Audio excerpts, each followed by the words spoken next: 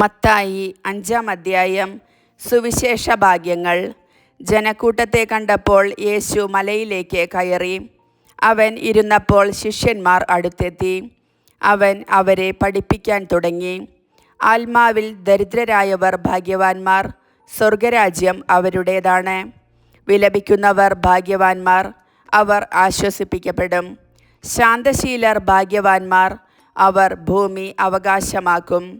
നീതിക്കു വേണ്ടി വിശക്കുകയും ദാഹിക്കുകയും ചെയ്യുന്നവർ ഭാഗ്യവാന്മാർ, അവർക്ക് സംതൃപ്തി ലഭിക്കും.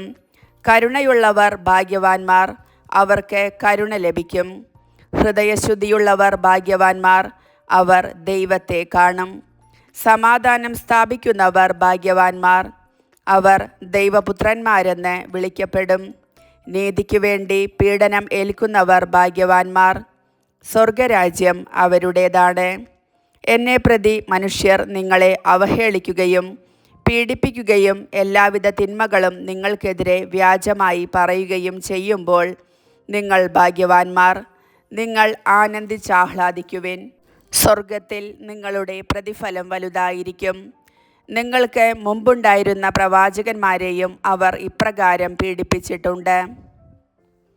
ഭൂമിയുടെ ഉപ്പും ലോകത്തിൻ്റെ പ്രകാശവും. നിങ്ങൾ ഭൂമിയുടെ ഉപ്പാണ്. ഉറകെട്ട് പോയാൽ ഉപ്പിന് എങ്ങനെ വീണ്ടും ഉറകൂട്ടും? പുറത്തേക്ക് വലിച്ചെറിഞ്ഞ് മനുഷ്യരാൽ ചവിട്ടപ്പെടാനല്ലാതെ മറ്റൊന്നിനും അത് കൊള്ളുകയില്ല. നിങ്ങൾ ലോകത്തിൻ്റെ പ്രകാശമാണ്. മലമുകളിൽ പണിതുയർത്തിയ പട്ടണത്തെ മറച്ചു വയ്ക്കുക സാധ്യമല്ല. വിളക്കു കൊളുത്തി ആരും പറയുടെ കീഴിൽ വയ്ക്കാറില്ല, പീഠത്തിന്മേലാണ് വയ്ക്കുക. അപ്പോൾ അത് ഭവനത്തിലുള്ള എല്ലാവർക്കും പ്രകാശം നൽകുന്നു. അപ്രകാരം മനുഷ്യർ നിങ്ങളുടെ സൽപ്രവർത്തികൾ കണ്ട് സ്വർഗസ്ഥനായ നിങ്ങളുടെ പിതാവിനെ മഹത്വപ്പെടുത്തേണ്ടതിന് നിങ്ങളുടെ വെളിച്ചം അവരുടെ മുൻപിൽ പ്രകാശിക്കട്ടെ. നിയമത്തിൻ്റെ പൂർത്തീകരണം. നിയമത്തെയോ പ്രവാചകന്മാരെയോ അസാധുവാക്കാനാണ് ഞാൻ വന്നതെന്ന് നിങ്ങൾ വിചാരിക്കരുത്. അസാധുവാക്കാനല്ല, പൂർത്തിയാക്കാനാണ് ഞാൻ വന്നത്. ആകാശവും ഭൂമിയും കടന്നു പോകുന്നതുവരെ സമസ്തവും നിറവേറുവോളം നിയമത്തിൽ നിന്ന് വള്ളിയോ പുള്ളിയോ മാറുകയില്ലെന്ന് സത്യമായി ഞാൻ നിങ്ങളോട് പറയുന്നു. ഈ പ്രമാണങ്ങളിൽ ഏറ്റവും നിസ്സാരമായ ഒന്ന് ലംഘിക്കുകയോ ലംഘിക്കാൻ മറ്റുള്ളവരെ പഠിപ്പിക്കുകയോ ചെയ്യുന്നവൻ സ്വർഗരാജ്യത്തിൽ ചെറിയവനെന്ന് വിളിക്കപ്പെടും. എന്നാൽ അത് അനുസരിക്കുകയും പഠിപ്പിക്കുകയും ചെയ്യുന്നവൻ സ്വർഗരാജ്യത്തിൽ വലിയവനെന്ന് വിളിക്കപ്പെടും. നിങ്ങളുടെ നീതി നിയമജ്ഞരുടെയും ഫരിസേയരുടെയും നീതിയെ അതിശയിക്കുന്നില്ലെങ്കിൽ നിങ്ങൾ സ്വർഗരാജ്യത്തിൽ പ്രവേശിക്കുകയില്ലെന്ന് ഞാൻ നിങ്ങളോട് പറയുന്നു. സഹോദരനുമായി രമ്യതപ്പെടുക. കൊല്ലരുത്, കൊല്ലുന്നവൻ ന്യായവിധിക്ക് അർഹനാകും എന്ന് പൂർവികരോട് പറയപ്പെട്ടതായി നിങ്ങൾ കേട്ടിട്ടുണ്ടല്ലോ. എന്നാൽ ഞാൻ നിങ്ങളോട് പറയുന്നു, സഹോദരനോട് കോപിക്കുന്നവൻ ന്യായവിധിക്ക് അർഹനാകും. സഹോദരനെ ബോഷ എന്നു വിളിക്കുന്നവൻ ന്യായാധിപ സംഘത്തിൻ്റെ മുൻപിൽ നിൽക്കേണ്ടി വരും. വിഡ്ഢി എന്നു വിളിക്കുന്നവനാകട്ടെ നരകാഗ്നിക്ക് ഇരയായിത്തീരും. നീ ബലിപീഠത്തിൽ കാഴ്ചയർപ്പിക്കുമ്പോൾ നിന്റെ സഹോദരന് നിന്നോട് എന്തെങ്കിലും വിരോധം ഉണ്ടെന്ന് അവിടെ വെച്ച് ഓർത്താൽ കാഴ്ചവസ്തു അവിടെ ബലിപീഠത്തിനു മുൻപിൽ വെച്ചിട്ട് പോയി സഹോദരനോട് രമ്യതപ്പെടുക. പിന്നെ വന്ന് കാഴ്ചയർപ്പിക്കുക. നീ പ്രതിയോഗിയോടെ വഴിക്കു വെച്ചു തന്നെ വേഗം രമ്യതപ്പെട്ടുകൊള്ളുക. അല്ലെങ്കിൽ പ്രതിയോഗി നിന്നെ ന്യായാധിപനും ന്യായാധിപൻ സേവകനും ഏൽപ്പിച്ചു കൊടുക്കും. അങ്ങനെ നീ കാരാഗൃഹത്തിൽ അടയ്ക്കപ്പെടും. അവസാനത്തെ ചില്ലിക്കാശും കൊടുത്തു വീട്ടുവോളം നീ അവിടെ നിന്ന് പുറത്തു വരികയില്ലെന്ന് സത്യമായി ഞാൻ നിന്നോട് പറയുന്നു. വ്യഭിചാരം ചെയ്യരുത്.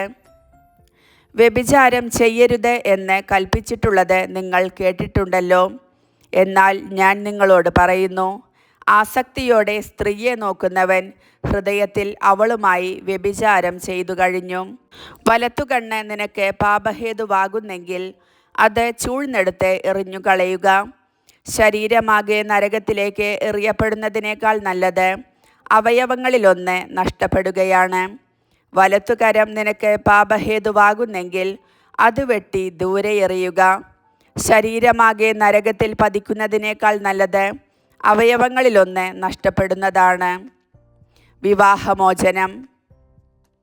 ഭാര്യയെ ഉപേക്ഷിക്കുന്നവൻ അവൾക്ക് ഉപേക്ഷാപത്രം കൊടുക്കണം എന്ന് കൽപ്പിച്ചിട്ടുണ്ടല്ലോ. എന്നാൽ ഞാൻ നിങ്ങളോട് പറയുന്നു, പരസംഗം നിമിത്തമല്ലാതെ ഭാര്യയെ ഉപേക്ഷിക്കുന്നവൻ അവളെ വ്യഭിചാരിണിയാക്കുന്നു. ഉപേക്ഷിക്കപ്പെട്ടവളെ പരിഗ്രഹിക്കുന്നവനും വ്യഭിചാരം ചെയ്യുന്നു. ആണയിടരുത്. വ്യാജമായി ആണയിടരുത്. കർത്താവിനോട് ചെയ്ത ശപഥം നിറവേറ്റണം എന്ന് പൂർവികരോട് കൽപ്പിച്ചിട്ടുള്ളതായി നിങ്ങൾ കേട്ടിട്ടുണ്ടല്ലോ.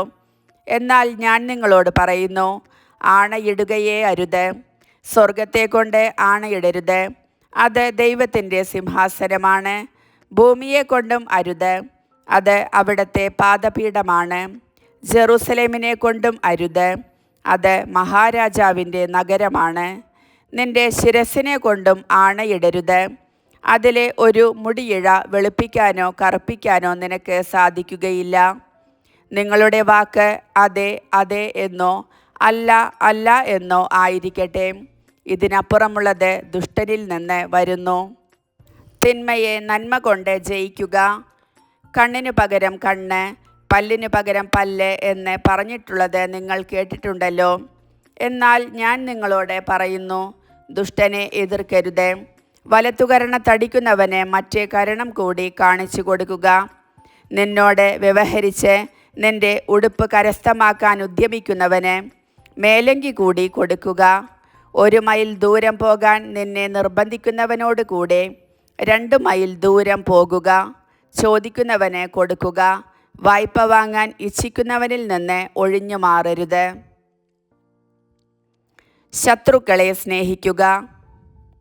അയൽക്കാരനെ സ്നേഹിക്കുക, ശത്രുവിനെ ദ്വേഷിക്കുക എന്ന് പറഞ്ഞിട്ടുള്ളത് നിങ്ങൾ കേട്ടിട്ടുണ്ടല്ലോ. എന്നാൽ ഞാൻ നിങ്ങളോട് പറയുന്നു, ശത്രുക്കളെ സ്നേഹിക്കുവിൻ, നിങ്ങളെ പീഡിപ്പിക്കുന്നവർക്ക് വേണ്ടി പ്രാർത്ഥിക്കുവിൻ. അങ്ങനെ നിങ്ങൾ നിങ്ങളുടെ സ്വർഗസ്ഥനായ പിതാവിൻ്റെ മക്കളായിത്തീരും. അവിടുന്ന് ശിഷ്ടരുടെയും ദുഷ്ടരുടെയും മേൽ സൂര്യനെ ഉദിപ്പിക്കുകയും നീതിമാന്മാരുടെയും നീതിരഹിതരുടെയും മേൽ മഴ പെയ്യിക്കുകയും ചെയ്യുന്നു. നിങ്ങളെ സ്നേഹിക്കുന്നവരെ നിങ്ങൾ സ്നേഹിച്ചാൽ നിങ്ങൾക്കെന്ത് പ്രതിഫലമാണ് ലഭിക്കുക? ചുങ്കക്കാർ പോലും അതുതന്നെ ചെയ്യുന്നില്ലേ? സഹോദരങ്ങളെ മാത്രമേ നിങ്ങൾ അഭിവാദനം ചെയ്യുന്നുള്ളൂവെങ്കിൽ വിശേഷവിധിയായി എന്താണ് നിങ്ങൾ ചെയ്യുന്നത്? വിജാതീയരും അതുതന്നെ ചെയ്യുന്നില്ലേ? അതുകൊണ്ട് നിങ്ങളുടെ സ്വർഗസ്ഥനായ പിതാവ് പരിപൂർണനായിരിക്കുന്നത് പോലെ നിങ്ങളും പരിപൂർണരായിരിക്കുവിൻ. കർത്താവിൻ്റെ വചനം.